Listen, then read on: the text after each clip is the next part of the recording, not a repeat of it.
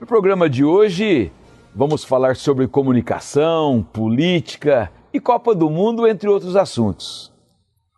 Essa diversidade faz parte do dia a dia do nosso convidado, o ilustre jornalista Paulo Zaviaski, que aborda, analisa e comenta todos esses fatos em suas publicações. Boa noite, Paulo. Satisfação muito grande poder ter o senhor aqui nesta noite de sábado pelo Sistema Brasileiro de Televisão para todo o estado de Mato Grosso, poder bater um papo sobre as suas experiências, sobre a história do jornalismo, não só de Mato Grosso, como do Brasil. Seja bem-vindo. Muito obrigado, Cláudio. É um prazer, uma honra retornar à casa paterna depois de alguns anos, 1979. Agora estou de volta aqui com prazer e a honra de um programa tão conhecido e tão gostoso de assistir a ele por causa dos assuntos abordados. E por essa seriedade, por esse compromisso seu com o público, é que eu me incentivei. Que bom. Auto-incentivei a chegar até aqui e ficar à sua disposição. Que legal. Ô Paulo, eu quero iniciar assim, esse nosso bate-papo. Sua opinião, hoje, os órgãos de imprensa têm total liberdade? Não. Em absoluto. Infelizmente não tem. É um paradoxo você falar em liberdade de imprensa, lutar pela liberdade de imprensa, ser jornalista e estar jornalista, e falar sobre esse paralelo trágico entre a democracia verdadeira que sonhamos e aquela meia boca, como se fala popularmente. É que os compromissos de empresários são tão difíceis, são compromissos inadiáveis, compromissos diretos, e o governo não poupa ninguém. Certo. O empresário de comunicação hoje é um herói, como o empresário de tecidos, empresa da indústria, comércio, turismo, enfim, toda aquela avalanche desses heróis que tentam fazer algo pela pátria, arregaçar as mangas, sente um problema na carne por causa dos impostos, cerceamento de certos recados sutis que são enviados através de meios oficiais do governo. Então eu me atrevo a dizer que, infelizmente, não existe essa liberdade total de imprensa. O que precisamos fazer? Como é que deve proceder para que nós possamos chegar lá, Paulo? Eu penso nisso desde 1955 e não consegui uma resposta satisfatória. E vou dar um exemplo meu. Eu fundei, épocas atrás, um jornal denominado A Imprensa Mato Grossense. E depois, o jornal Equipe. Eu, como empresário e dono, eu senti na obrigação de ter funcionários para apresentar um bom produto ao público. E não fui capaz de fazer sem dinheiro. E só o meu não dava. Falando em contato comercial com os governos, eles só mandavam recado. Publicidade nós temos para a imprensa. Agora, se falar contra mim, está fora. E hoje você vai aos poderes judiciário, legislativo, executivo e adjacências, você não consegue ajuda financeira ou aporte financeiro para seus sonhos. Tem que ser um sonho repartido com essa democracia que nós sonhamos. Então veja só a profundidade de um texto, de um tema que você me dá, a profundidade que ele requer, que ele possui e que nós devemos estudar. Então quando você pergunta para mim, como é que você acha que deveria ser? Eu pensei, vivenciei isso e cheguei à conclusão. Eu fecho o jornal e sonho com os meus ideais nos bares da vida, ou eu sou um empresário de comunicação limitado, fazendo a minha parte de empurrando um pouquinho com a barriga. Isso influencia na qualidade da imprensa brasileira, Paulo? Influencia. Hoje nós vemos recados sutis governamentais oficiais até na BBB, no BBB da rede oficial do governo, que eu chamo rede oficial, rede Claro. Globo. Então, esse é um problema tão sutil, mas ao mesmo tempo magnânimo, porque envolve milhões de dólares, envolve muito dinheiro, envolve uma outra emissora na França, uma outra emissora a cabo na Tchecoslováquia, uma outra emissora a cabo, como recentemente, mais uma lá em Roma. Então, é um domínio fantástico de uma concessão que não é concessão, porque os proprietários estão aí desde que foi fundada a Rede Globo. Mas não chegaria num momento que os empresários dessas redes de comunicações se tornariam independentes do governo? Se eles fossem multimilionários, sim, mas aí podia acontecer como acontece com o Hugo Chávez. Bota um milionário lá na Venezuela e tenta fazer o que você quiser com a imprensa, bancando o jogo. Não vai conseguir. Paulo, o sensacionalismo na TV, como é que você está vendo nos dias de hoje? Esses programas sensacionalistas.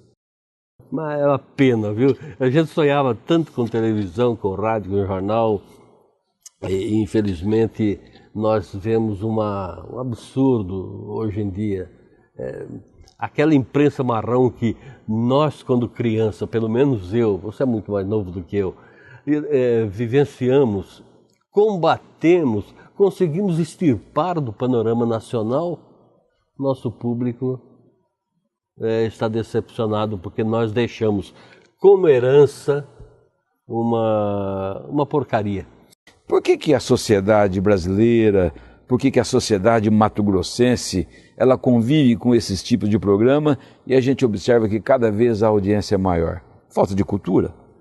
Quando você está passando numa estrada e está todo mundo de carro, aí de repente você nota um burburinho que todo carro está desviando e indo daquele local, daquele burburinho. Você para o seu carro também na estrada para ver o que é. É humano isso, é normal. E a gente vai lá e é aquele desastre, aquele sangue, desastre feio, mortos, feridos. E eu comecei a notar que realmente o ser humano tem que ser muito um psiquiatra, temos que ser psicólogos, temos que ter tudo aquilo que o mundo nos oferece de tecnologia mental para conseguir deduzir por que essa atração pelo sangue, suor e lágrimas. Então é isso que acontece. Esse programa tem futuro, Paulo? Não. Eu até sempre eu discuto com as pessoas formadoras de opiniões e o mal da própria imprensa brasileira, e se eu estiver enganado, eu queria que o senhor me corrigisse, é que as pessoas que normalmente assumem um programa de televisão, curto espaço de tempo, ele vai para a política, ou seja, usou o povo como massa de manobra. É possível acabar com isso? Olha, não atrevo a dizer, seria muita petulância minha falar que é possível acabar. Eu não sei, não chegamos. Vamos dar exemplo dos países desenvolvidos, né? Não acabaram. Então, até chegar esse estágio que eles estão aqui, que não vai valer de nada, porque é quase a mesma coisa, então é difícil você... o sonho humano, a vaidade, a loucura pelo poder, o hitlerismo, o stalinismo, enfim, tudo aquele ismos que existia no passado é embutido no ser humano que não está ainda, digamos, filtrado, polido ainda devidamente para vivenciar o sonho da humanidade desejada e sonhada por nós, apenas sonhada. Isso está provocando uma falta de credibilidade que gera hoje na imprensa brasileira esse sensacionalismo, esse interesse? Claro. É óbvio. Aí tá o ponto-chave onde se afunila tudo. Claro que sim, a resposta é curta e grossa. E a corrupção? Eu me lembro dos coronéis de fazenda que existiam aqui em Mato Grosso, principalmente. Esses coronéis faziam coisa do Arco da Velha e ninguém sabia. Eles, pelo menos, tinham um modus operandi, uma vivência, uma categoria de bater com uma mão e mostrar outra, ou então Entendi. não mostrar essa mão, mostrar outra. Enfim, eram coronéis assim, que ele matava, mas pedia perdão a Deus. Hoje em dia o cara benze corpo para marcar um gol, para entrar no campo. Benze corpo depois de ter marcado um gol. Graça, aponta para os céus, o Criador foi o responsável por isso. Então essa mistura religiosa com essas catatupas sociais. Chega nisso. Chega nisso. Como é que o senhor tem avaliado o trabalho da imprensa com o terceiro setor hoje, Paulo? Terceiro setor como? Terceiro setor seria essas ONGs. Bom, primeiro, eu vejo uma ONG séria, aquela que aponta com dinheiro próprio, Greenpeace nos Estados Unidos, em Estocolmo, na Suécia, enfim, em vários lugares. ONGs sérias que tem um milionário atrás que mantém e garante com o dinheiro dele. Esta ONG eu respeito porque ela aponta o defeito. O que acontece no Brasil? As ONGs são sustentadas pelo governo. Não possuem fiscalização alguma de governo nenhum. Ninguém se atreve a falar. Por exemplo, ONG contra a moralidade e contra a corrupção. Aqui, em Cuiabá. ONGs poderosas, entre aspas, feitas por pessoas que ganham do governo secretamente, porque não prestam contas e se afunilam para um só ponto. E eu posso até dar um exemplo aqui, se for possível. Claro, nosso programa é sem censura. Isso já é uma boa notícia, muito bom. Uma ONG que aponta o deputado Riva. Se eu escrevo, o deputado Riva possui 99% dos votos no Nortão, no nosso Nortão. Na mesma hora, nós podemos identificar os e-mails por aquele software que tem, que você vê de onde partiu aquilo. Aí você vê que partiu de uma determinada repartição federal, judicial, trabalhista e tal, e você conhece que aqueles dois daquela repartição pública federal de justiça é que está mandando os e-mails xingando a minha mãe porque eu falei contra o Riva. Mas não aponta, não me auxilia, não auxilia o público, não auxilia o povo, não auxilia a democracia para apontar o defeito ou uma prova sequer contra ele. Eu não estou defendendo ele, claro, eu não tenho ligação, todo mundo sabe, não tenho ligação, não preciso dele. E sabe o que eles fazem com vingança?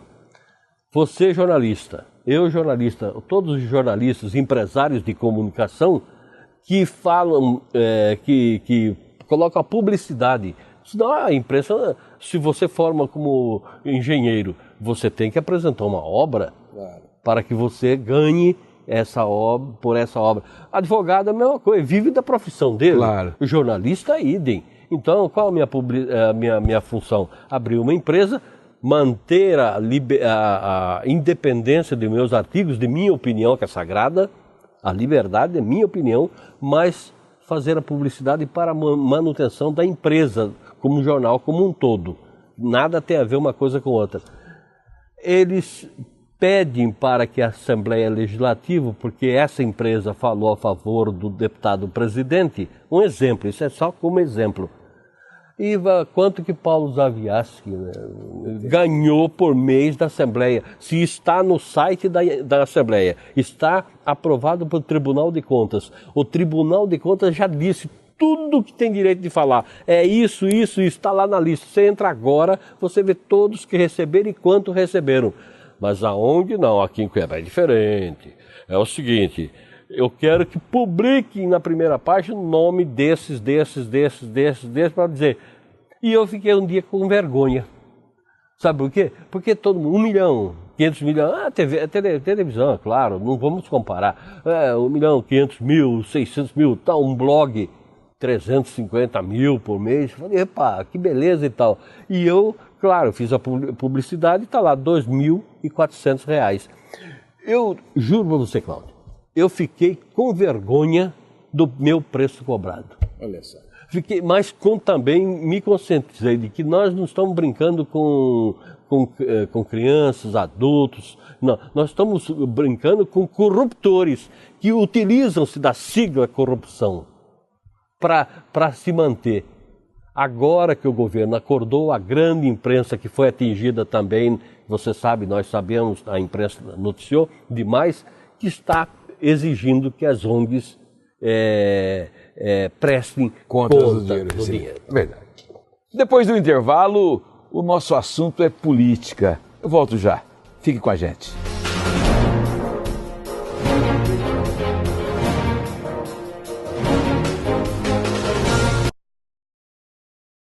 Fique sabendo sem censura. Um oferecimento. Sonoticias.com. As principais notícias de Mato Grosso. A maioria dos ideais políticos modernos, como justiça, liberdade, governo constitucional, surgiu na Grécia Antiga. Foram os gregos os pioneiros a lançar as sementes da ideia democrática, que, conservadas por filósofos da Idade Média, frutificaram na modernidade.